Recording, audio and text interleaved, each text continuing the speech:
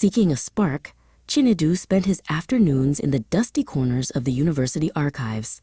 It was there, tucked between brittle journals, that he found a forgotten map of the Benin Kingdom. This was the Great Wall of Benin, a massive network of earthworks that once stretched 4 times longer than the Great Wall of China. To understand the heart of the design, Chinedu sought out Baba Efe, a local historian whose porch was always shaded by heavy mango trees. Baba Efe spoke of the walls not just as a defense, but as a living organism. They were built with the earth itself, the old man explained, gesturing to the soil. The moats were designed to catch the rains, and the fractal layouts ensured that as the community grew, the harmony remained.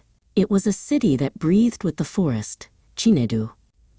He described the sound of the flames and the sight of the mighty ramparts falling under the weight of an invading force. They tried to burn the wisdom away, Baba Efe said quietly, his eyes reflecting the shadows of the porch. They saw the walls as a barrier to their civilization, never realizing they were destroying a masterclass in sustainability. But a blueprint can be burned, Chinedu, while the principles remain etched in our very spirit.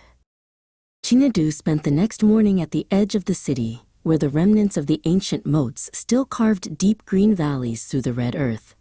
He stood on the precipice, watching how the ferns clung to the steep walls and how the air in the hollows remained cool, despite the midday sun.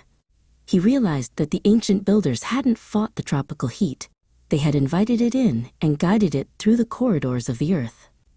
He wasn't just copying the past, he was translating it. He designed modular housing units that mimicked the fractal clusters of the Old Kingdom. He incorporated living walls of compressed earth and integrated rainwater harvesting systems that mirrored the ancient moats. His project, titled The Resilient Fractal, began to take shape, a vision of a Benin City that was carbon neutral, community-centered, and deeply rooted in its own history. She was a lead strategist from the Pulse, a regional innovation hub that used artificial intelligence to solve urban crises. She stopped in front of Chinedu's model, her eyes widening at the marriage of ancient geometry and modern tech. "Most students look forward for answers," she said, turning to Chinedu. "You're the first one I've seen who had the courage to look back. Your layout handles heat distribution better than any of our current simulations." Adesua invited Chinedu to the hub, where they fed his designs into a high-powered AI processor.